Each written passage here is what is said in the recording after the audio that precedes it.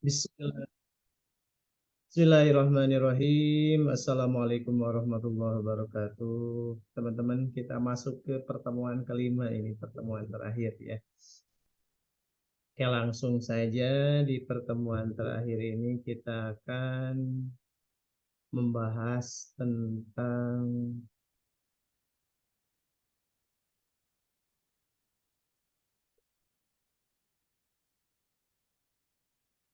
ini, kana wa akhwatuha. Ya. Oke, tunggu sebentar sampai muncul ininya. Share screen-nya. Nah, ini. Kana wa akhwatiha. Jadi dalam bahasa Arab itu ada watun nasbi, ada watun jazmi, juga ada yang disebut dengan kana yakunu kaunan. Nah, ini biasanya biasanya masuknya ini ke mubtada dan khobar ya. Mari sebelum kita membahas tentang kana wa akhwatuha, kita baca dulu ayatnya ya. Ayat yang akan kita baca surat An-Nisa ayat 58.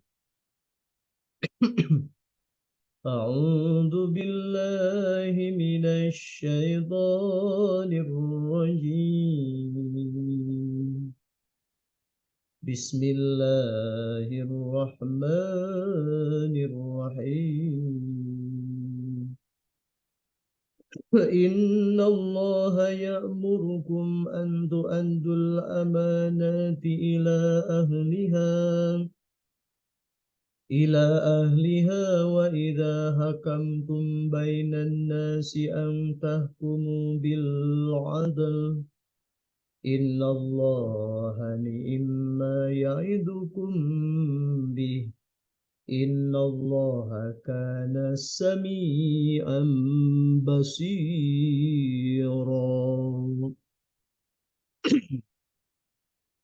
Oke, teman-teman ya bisa kita baca artinya ya dalam surat An-Nisa ayat 58. Sesungguhnya Allah menyuruh kamu menyampaikan amanat kepada yang berhak menerimanya dan menyuruh kamu apabila menetapkan hukum di antara manusia supaya kamu menetapkan dengan adil. Sungguhnya Allah memberi pengajaran yang sebaik-baiknya kepada kamu. Sesungguhnya Allah adalah Maha mendengar lagi Maha melihat. Oke, kita langsung kepada kaidah ya. Eh, Tadkhulu kana alal mubtada wal khobar ya. Kana itu selalu masuk kepada mubtada dan khobar ya. Kita sudah bahas itu ya, mubtada dan khobar. Mubtada itu isim yang ada dalam di awal kalimat dan khobar adalah isim yang sudahnya. Patar faul awal yusamma ismaha wa tansibus sani wa yusamma khabarha ya. Jadi kana itu masuk kepada yang awal disebut dengan isim kana. Nah, yang kedua disebut khobar kana. Contoh, ada bentar. Jadi kana itu punya tugas ya, tarfaul isma wa tansibul khobar gitu ya. Itu tugasnya ya. Tarfaul isma wa tansibul khobar. Ya. Saya ulangi ya. Kana itu masuk ke mubtada dan khobar dan tugasnya itu tarfaul isma wa tansibul khobar. Apa tarfaul isma? Isim yang eh, menjadi mubtada dalam kalimat tersebut selalu dalam keadaan rofa. Sementara dia itu suka menasabkan khobarnya. Nah, contoh ya, az-zihamu syadidun. Az-ziham itu adalah mubtada ya, mubtada. Nah, sementara syadidun adalah khabar ya. Nah, Kana itu punya tugas merofakan isimnya, mubtadanya. Ya, sementara khobarnya selalu dinasabkan jadi fathah. Maka menjadi az-zihamu syadidun kalau dimasukkan kana menjadi kana zihamu syadidan. Nah, gitu ya. Jadi isimnya ini dirofakan sementara khobarnya jadi nasab. Jadi kalau az-zihamu syadidun dimasuki kana jadi kana zihamu syadidan. Isimnya dirofakan, khobarnya dinasobkan. Nah, itu adalah pekerjaannya kana. Ya, tarfa'ul isma wa tansibul khobar. Bisa dipahami ya? Jadi yang asalnya az-zihamu syadidun dimasuki kana jadi kana zihamu syadidan. Isimnya rofa, khobarnya jadi nasab. Ya. Oke, kalau paham kita masuk. Mislu kana fima taqaddama. Jadi kana itu banyak dulur-dulurnya, sobat-sobatnya. Ada soro, ada laisa, ada asbaha, ada amsa, adha, dollabata. Sama artinya ya. Itu tuh sama hadil ahwal akhwatu kana. Jadi akhwatu kana teh soro, laisa, asbaha, amsa, adha, dollabata. Jadi banyak apa ikhwannya kana itu. Ya. Walikulli fi'lin min hadil af'al mudhari'un wa amrun ya'malani amalal maudhi illa laisa fala ya'ti minha mudhari. Nah, jadi huruf-huruf yang ini itu ada mudhari'nya, soro yasiru, asbaha yusbihu, amsa yumsi, adha yudhi, dolla yadillu, bata yabitu, kecuali laisa. Nah, laisa itu tidak ada fi'il madinya, tidak ada fi'il mudhari' ya. Tidak ada fi'il amarnya gitu ya. Itu. Jadi di ayat dalam ayat ini menyampaikan amanat. Amanat itu harus kita junjung tinggi pertanggungjawabkan ya. Kita diamanahi diri sendiri, kita diamanahi tugas, kita diamanahi tanggung jawab gitu ya. Kita diamanahi jabatan. Nah, itu semuanya akan dipertanggungjawabkan gitu ya. Maka jangan diabaikan gitu ya. Karena kalau kita bisa membawa amanah tersebut, kita akan mencapai kebahagiaan dunia dan akhirat. Nah, itu ya. Nah, di sini mana yang ada kananya? Oh, ini. Kana sami'an basiro. Nah, mana isim kananya ini? Allah. Gitu ya. Isimnya itu Allah. Mana khobarnya? Sami'an basir. Sami'an basir. Gitu ya. Sebagai khobarnya. Ini materi ke-15 ya.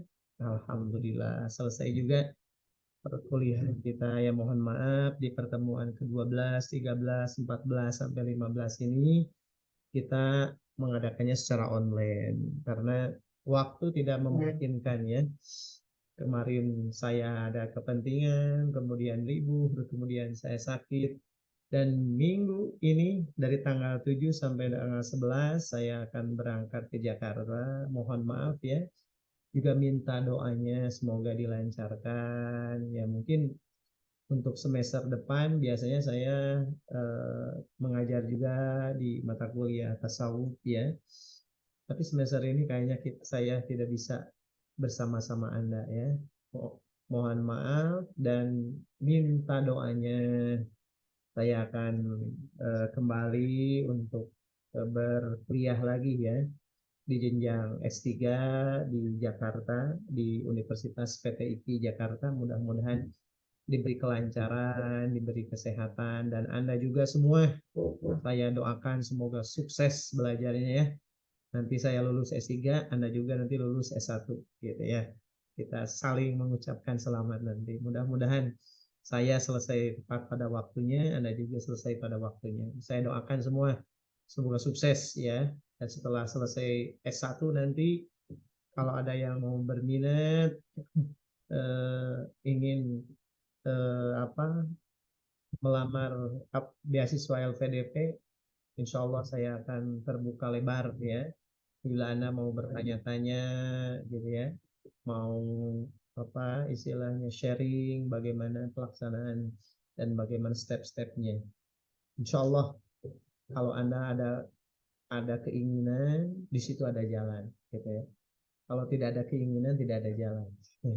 Maka mudah-mudahan Anda ada keinginan, jalannya dimudahkan oleh Allah ya. Mohon doanya sekali lagi ya. Saya doakan Anda UASnya. Anda ketika UAS insya Allah saya ada ya. Kita ini untuk UAS mohon dipercepat ya. Jadi pertemuan ke-9 sampai ke-15 silahkan Anda hafal ayatnya dan saya insya Allah ada di kampus ya dari tanggal 16 ya kalau salah 16 sampai tanggal 25 ya. Jadi eh, saya mohon dari tanggal 16 sampai tanggal 25 Anda itu mulai bersiap untuk hafalan lagi bersama saya di perpustakaan ya tanggal 16 sampai 25. Karena setelah tanggal 25 saya kemungkinan sudah ke Jakarta. Dan mungkin Anda kalau mau ujian nggak mungkin ya nyusul saya ke Jakarta gitu. Nah, maka pergunakan dari tanggal 16 sampai tanggal 25 Anda untuk melaksanakan ujian ini praktikum bahasa Arab yang mana ujiannya itu sama seperti UTS kemarin adalah hafalan ya. Anda tinggal menghafal dari pertemuan ke-9 sampai ke-15. Oke, itu ya barangkali mudah-mudahan dilancarkan dalam menghafalnya ya. Doa terbaik untuk Anda ketika melaksanakan UAS sukses semua, nilainya baik-baik ya. Mudah-mudahan. Nah, ini syarat Anda juga ya untuk mencapai segala cita-cita ya Anda harus baik dalam nilai akademik. Ya, itu mendukung sekali ya. Jadi menghafal yang banyak, jangan banyak keluyuran, jangan banyak main-main ya. Nah, menghafal dari sekarang. Mudah-mudahan sukses semua ya. Doa terbaik untuk Anda sekalian. Ini barangkali pertemuan terakhir kita. Anda bisa bertegur sapa di WA gitu ya. Atau Anda datang ke perpustakaan, silahkan gitu ya. Terbuka untuk Anda. Oke, terima kasih atas segala perhatiannya. Mohon maaf atas segala kekurangannya. Assalamualaikum warahmatullahi wabarakatuh.